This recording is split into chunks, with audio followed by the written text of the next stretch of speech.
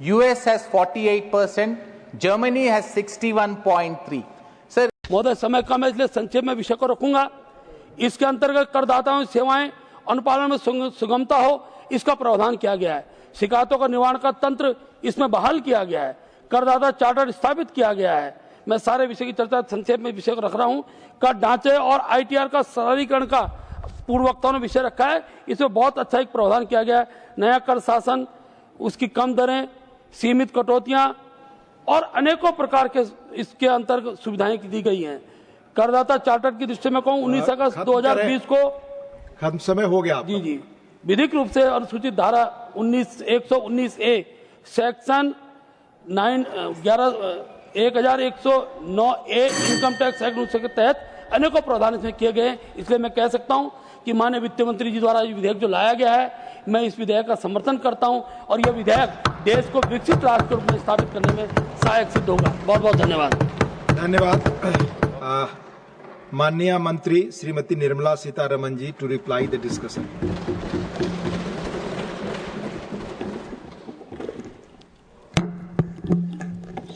Thank you, Deputy Chairman, sir.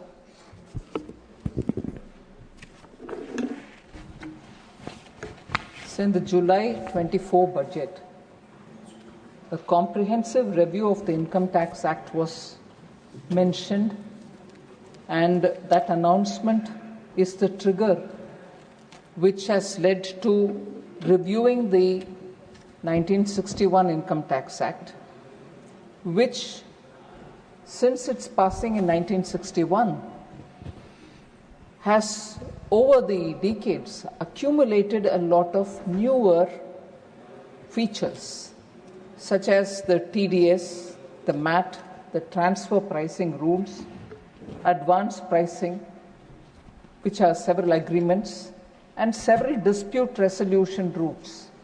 So, each of these have served a purpose but have made the law itself very complex. So, it was very tough to navigate for an ordinary citizen who's wanting to file his returns. But the largely dense and complex structure of that Income Tax 1961 Act resulted in various interpretations, and several avoidable disputes kept mounting. So, not so much for the rate, but for the language of the Act, we were subject to too many litigations.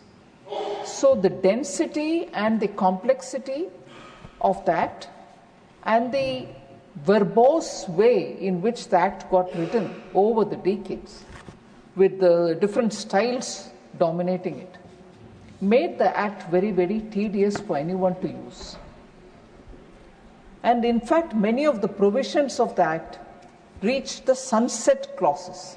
So you were given a tax benefit for up to a certain number of years, and nearer the closure, some of them were not even reviewed. So the sunset clause existed, and at that time more reviews had to happen, whether the sunset should continue or you should close it. These kind of things have also made it sound as though it has become outdated in parts, not the whole thing, but in some parts. Therefore, we needed a new law, and that is why in July 24 budget, I had announced that we'll come with a comprehensive review of Income Tax Act 1961 to make it concise, lucid, easy to read and easy to understand. So that is the main objective with which we started this, sir. It was the review and the new income tax bill, which is now the subject of our discussion, were completed in record 6 months' time and introduced in the budget session of February 2025. This year budget session, we introduced it. The drafting of the new bill itself involved 75,000 person hours. That is the extent to which we... Manya Mantri ji, Honorable members, it is now 6 p.m. If the House agrees, we will sit beyond 6 p.m. today till the disposal of the Income Tax Bill 2025 and Taxation Laws Amendment Bill 2025. Do I have the leave of the House to extend the sitting beyond 6 p.m.? Thank you. Honorable Minister. So, sir, the team of dedicated officers, I must appreciate the CBDT and also the Department of Revenue, who together did the drafting of the new bill, as I said, taking 75,000 person hours. With a team of dedicated officers, so the Income Tax Department worked very earnestly and repeatedly went through for any overlaps or errors in the language and kept itself constantly reviewing and correcting, reiterating, and so on. So, before I get into the features of the bill, and I wouldn't take long to give the data, this is a bill which is going to be very consequential. An Income Tax Act, every year, some amendment in the finance bill itself, we all pay a lot of attention, go into the details, what will it mean, what is the implication on me, how many people will end up paying more, paying less, what are the other provisions with which action will be taken on me, and so on. All of us are quite aware of that. So for even one little amendment to the Income Tax Act, there is so much attention given for the finance bill during the budget session every year.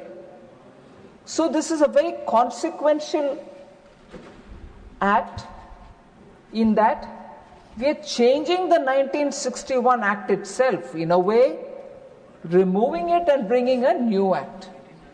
We won't remove it in total because there will still be some cases or some incidents which relate to that period, and therefore that 61 Act will continue in some form only to the limited purpose of attending to those period relevant matters.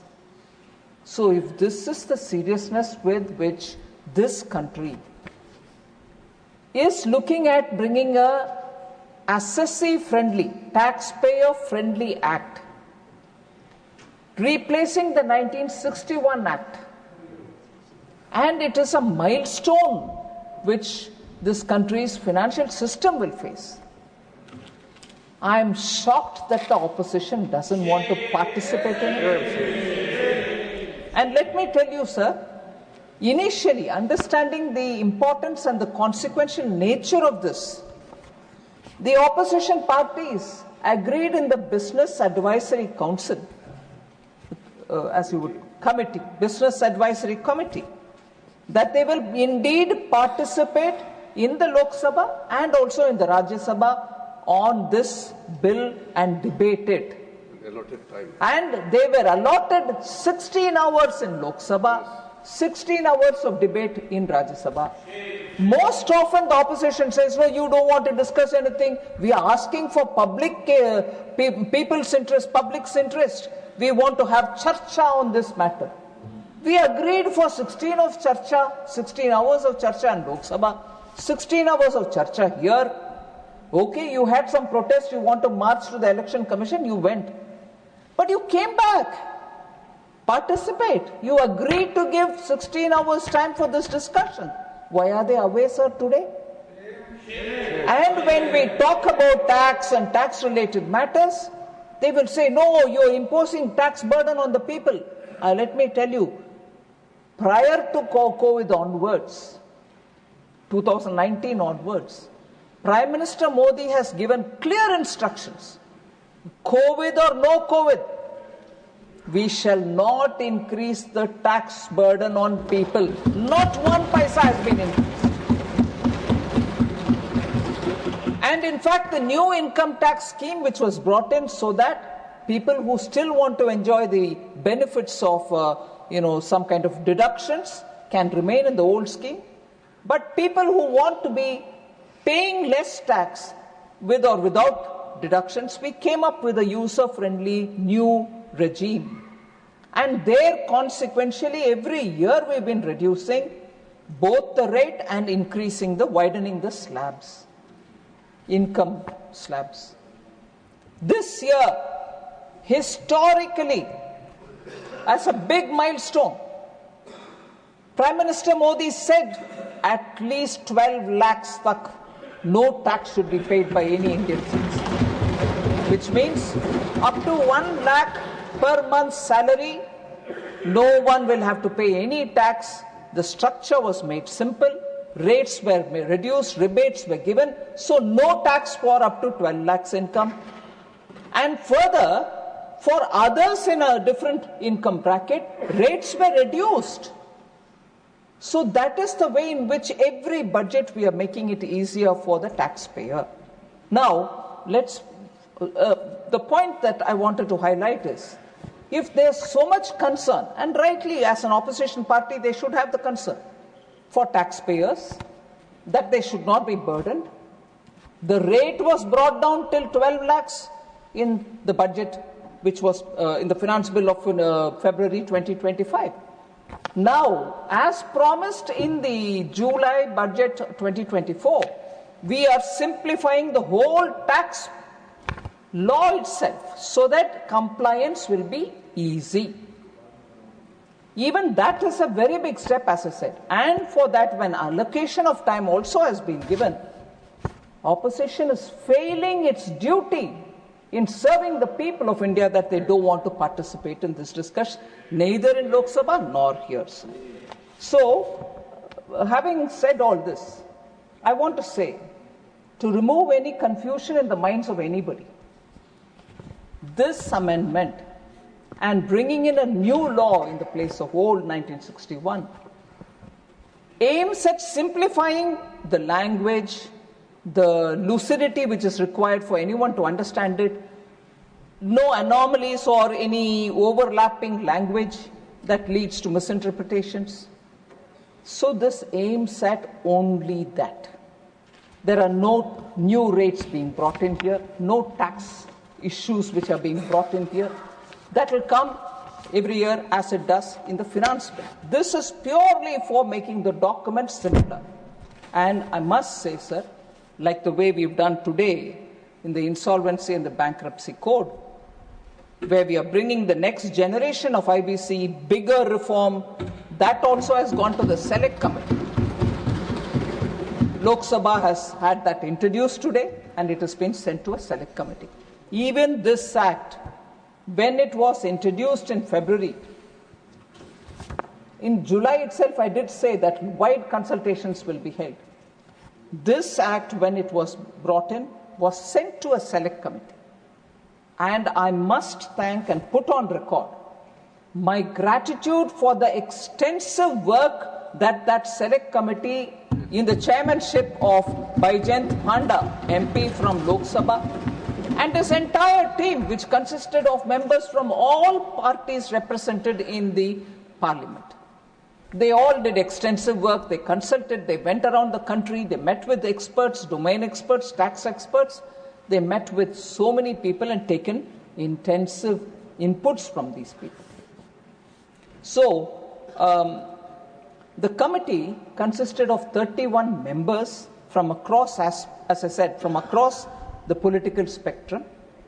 The committee held 36 meetings, engaging extensively with government officials, stakeholders and experts, and received 334 memoranda containing a wealth of valuable inputs and suggestions. So the committee, if we did that many number of person hours, 75,000 person hours from the department, the committee had 36 meetings and took 334 memorandum from the public.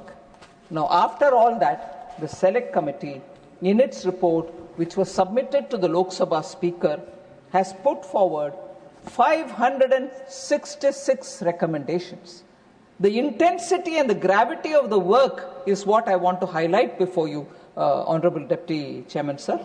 Of these 566 recommendations, the committee itself agreed to department's view in response. The suggestions came, the department gave its response. The committee agreed for the department's view for about 370 cases. So 566 was the suggestion given.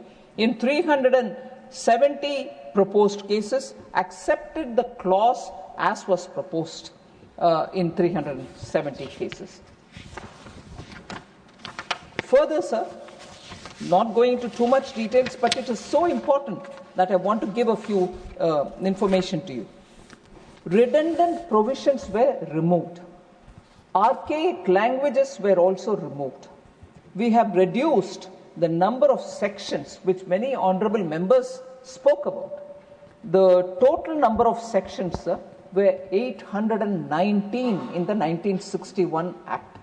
819 sections. They have now come down to 536 sections. Complete cutting down.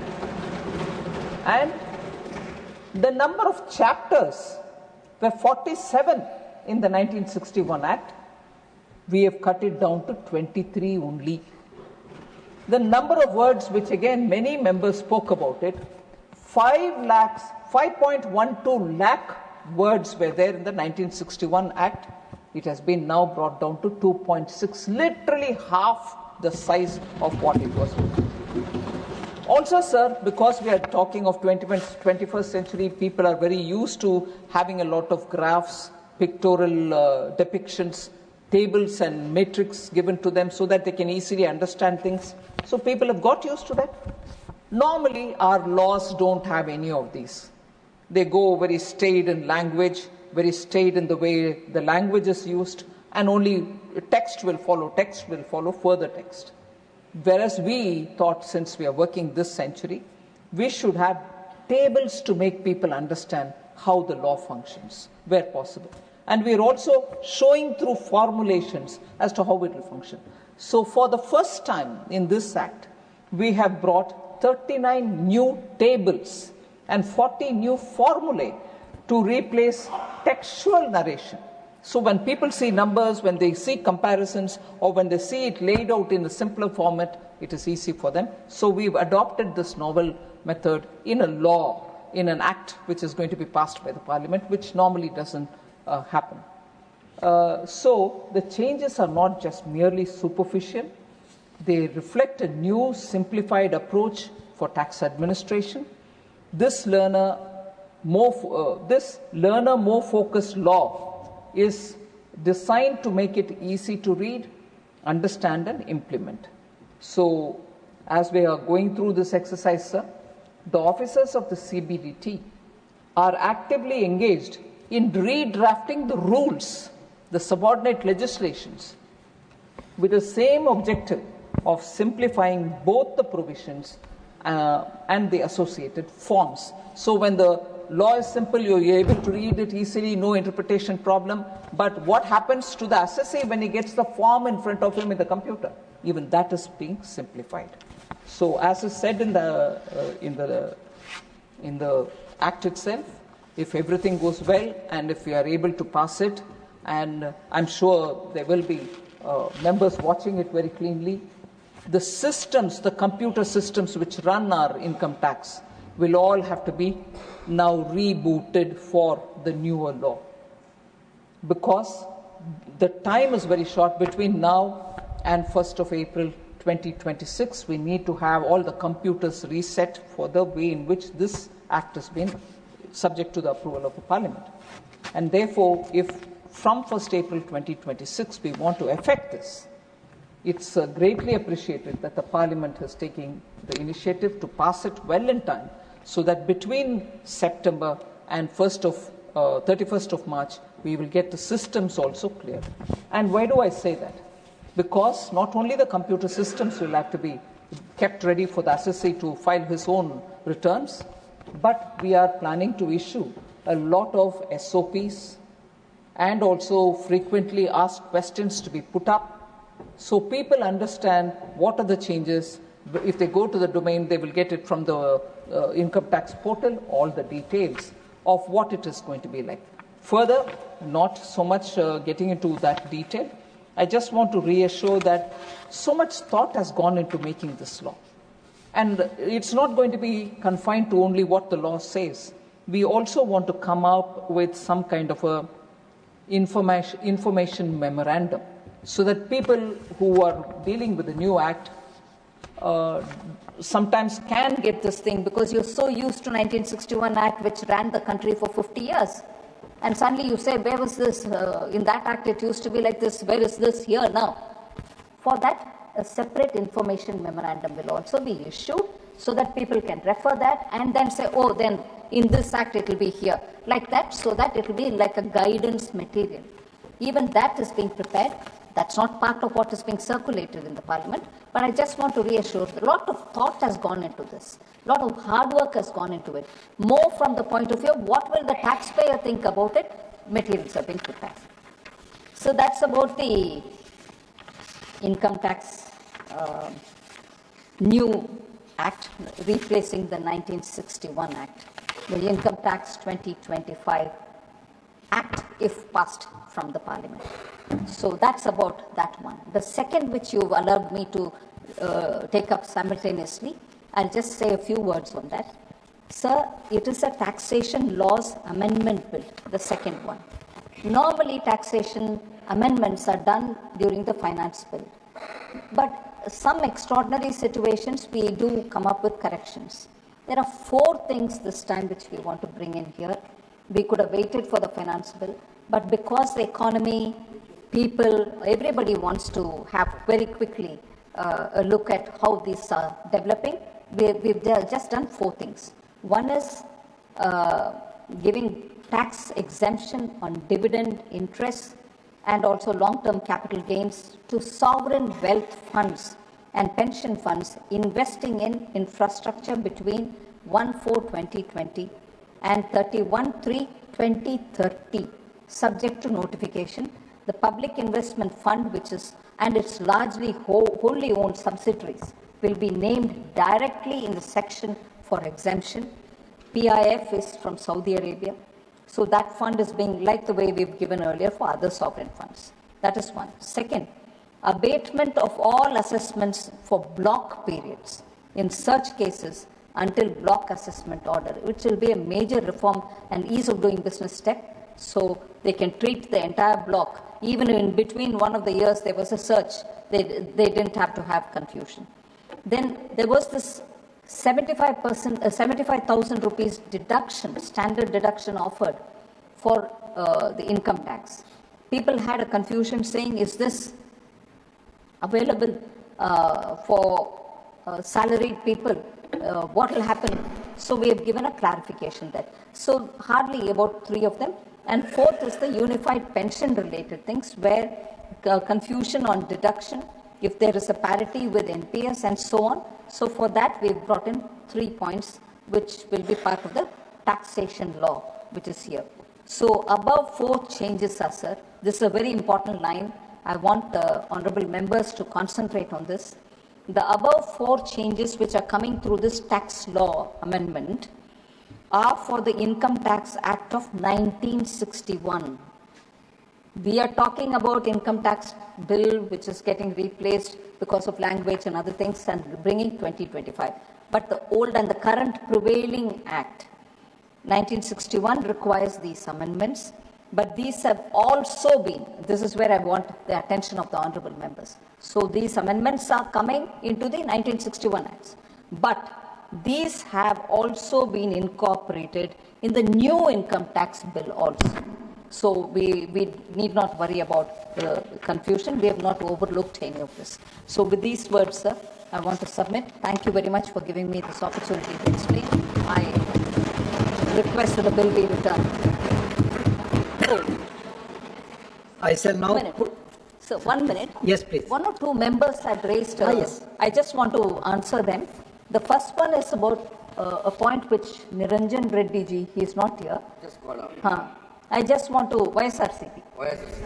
So he had raised this point that there need to be sufficient safeguards, guardrails for protecting privacy in searches. I want to tell the members, sir, search provisions have been rationalized in this bill. These have been done to adequately cover the cases where there could be some technological challenges. However, I want to underline the fact that no new power has been given to the officials through this act. There is no new power assigned to the tax authorities. However, to allay the apprehensions, as I said earlier, to allay the apprehensions of honorable member and other taxpayers, CBDT will come out with a SOP as to how to deal with the personal information seized during searches. Because most often when searches happen, the computers are seized, people get panicky, they don't know what to do with it. So there will be an SOP issued for the assessee to know how to deal with such search-related matter. The second point that Niranjan Reddy ji had said, for some kind of appreciation of honest taxpayer, we also give certificates to honest regular taxpayers. I hope he's not missed out on that. I just want to inform him on that. So the other honorable member who spoke was Sanjay Kumar Jha, who had raised this issue of computer systems used in search provisions, saying that the definition is too wide. I just want to assure the member that all of us would appreciate that the definition of computer system has to be wide enough, sir. Today, the computer systems are of so many different varieties. Technology is making it wider. Technology is changing it rapidly. So by keeping it wider, we are giving an option for the taxpayer also that your computer, your technology that you're using is also covered under the definition. Otherwise, normally what happens is they look at the narrow definition and say, hey, you can't touch my computer because this is not defined by you. So we've kept that wider. With fast changing technology, most of the data is now stored in sophisticated digital devices.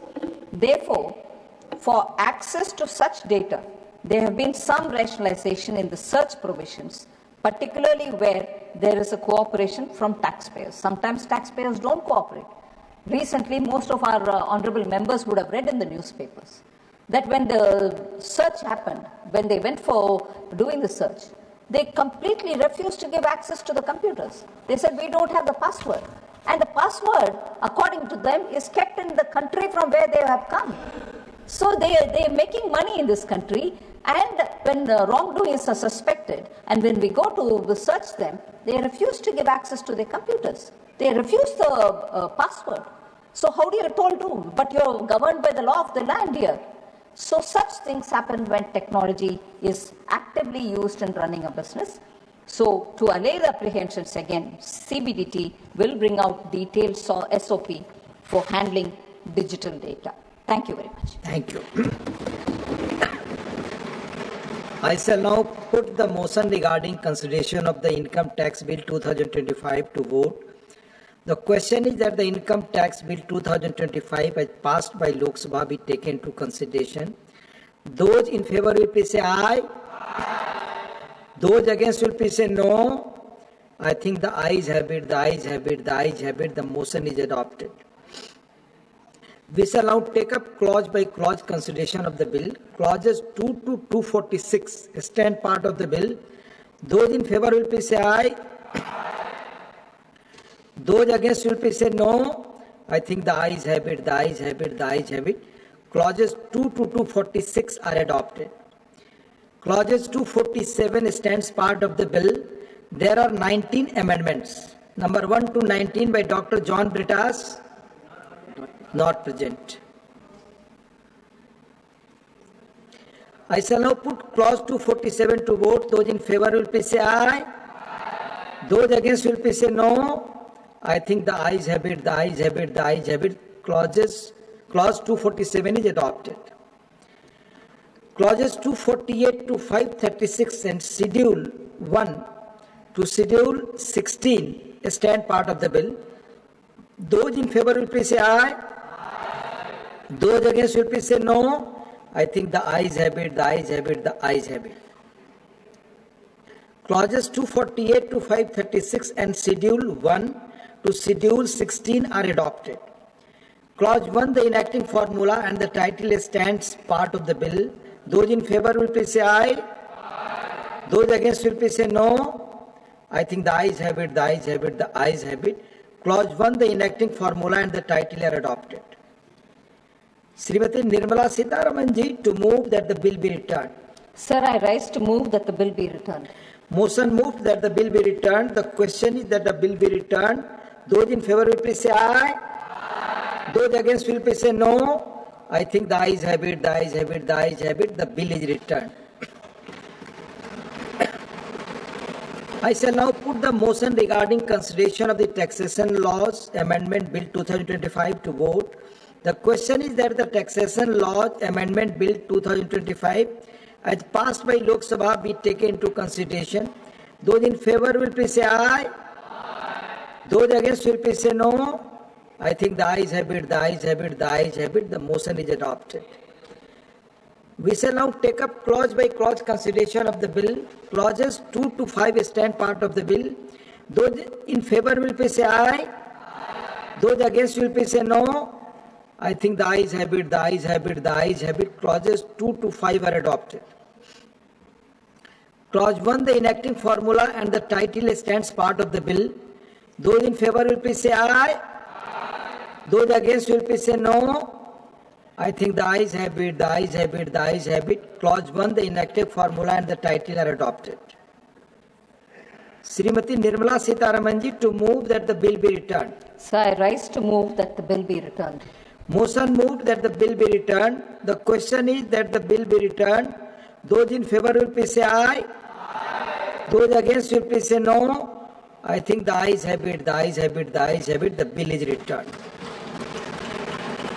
Honorable members, the House stands adjourned to meet at 11 a.m. on Monday, the 18th August 2025.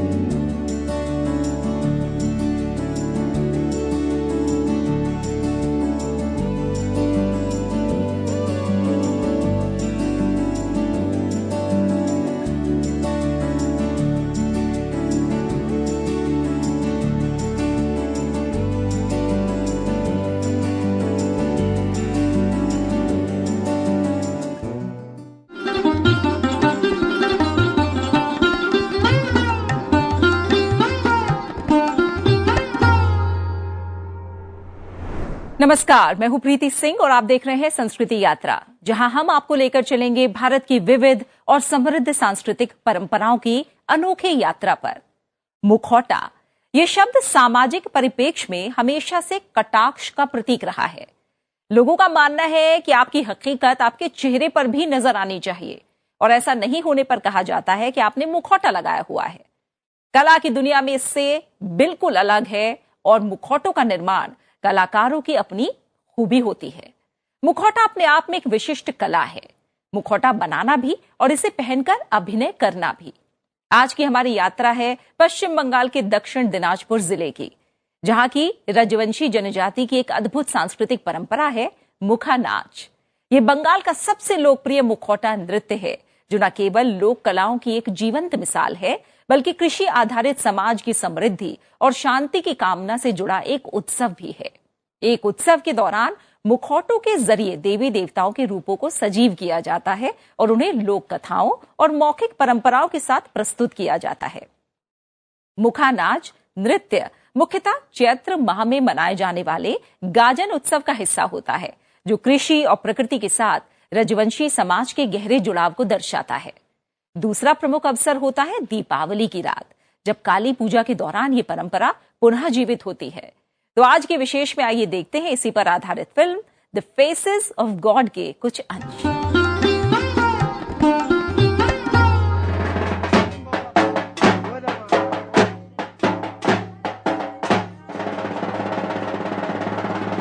The South Dinajpur district of West Bengal is an area largely populated by tribals.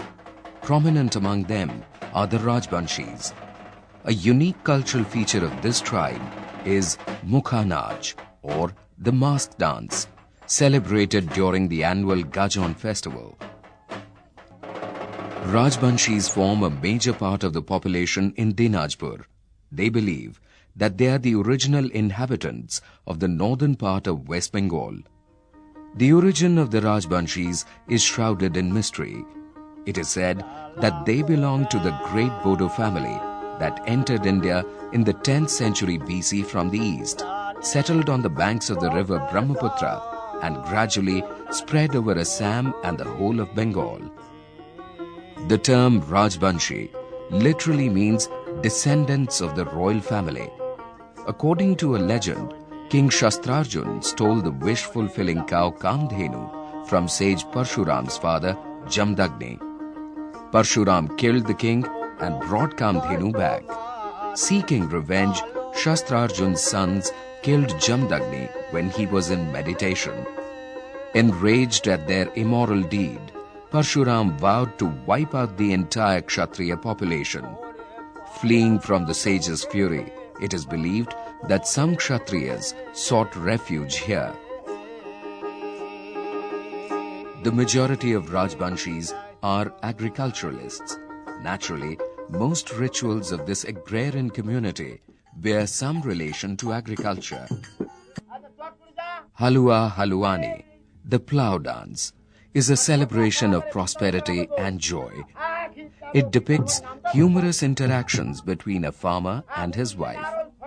The same mask makers who make the masks for the Mukha Naach create the masks for this performance too. As an agrarian society, the fortunes of Rajbanshis are linked with the rains. The entire socio-economic life of this area depends on it. So, the uncertainty of the rains reasonably plays on their minds. During Gajon, Shiv, who represents the village deity, is worshipped as Dharam Thakur. He takes care of the mundane matters of the community, maintaining its dharma, the religion of man. He is invoked to bring the rains and prosperity. Kali, a form of his consort Parvati, is worshipped as Mother Earth.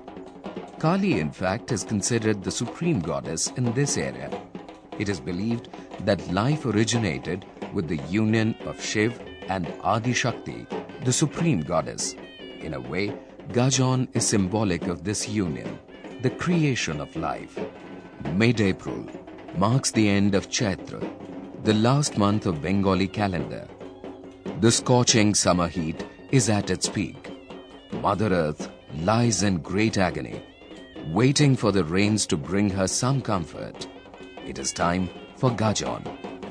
A good crop needs a good rain. Man pleads with the skies through ritual. A key aspect of the Gajon festival is Mukhanaj, or the mask dance. The masks are treated as gods and hence considered as enlivened. But these faces of God have no body or limbs and are therefore unable to move on their own. To please the gods, Bhakt or the devotee offers his mortal body to the masks. But the human body must undergo rigorous purification before it can be offered to the gods. For the entire month of Chaitra, he lives on alms, does not shave, has uncooked food, wears unstitched clothes, and sleeps on the floor. His spirit takes precedence over his body. The celebrations begin and include the gods too.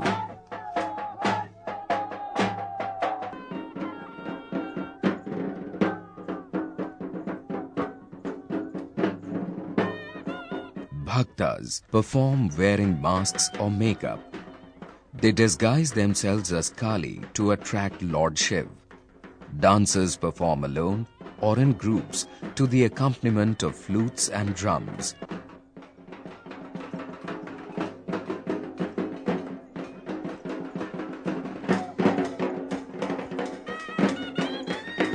This performance is taking place in the village of Ushaharan. A dialogue unfolds between God and man. While man reports his agonies and sorrows, the living God takes care of the well-being of the community. He listens to the woes, dispenses justice, and reacts on contemporary social issues as well. He advises people, and every word is held sacred. This is a purely spiritual experience, a direct contact between the deity and the devotee.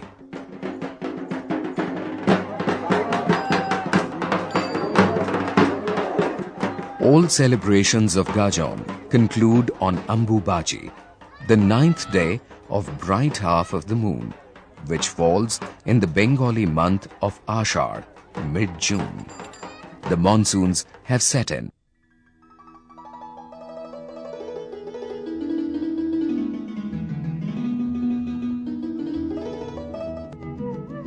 The man who was God returns to the mundane world. Buduroy, a landless laborer, returns to the task of earning his daily bread. Man creates many faces of the God. The masks are used for performance as well as non-performing purposes. There are some masks which do not have openings in the eyes. These are used for offering at the thans, as the Rajbanshi places of worship are known. The performance masks are made of wood or sholapith. These are light and comfortable, with strings attached to secure it on the face. These are made by Malakars, the traditional flower decorators.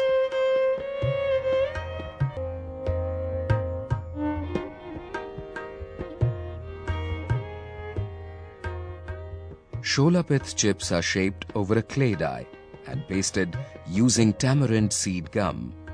The mask is reinforced with a thin cloth. The artisan then uses natural dyes to paint the iconographic motifs of Goddess Kali in black and Goddess Chamunda in red, and adds Sholapith feathers.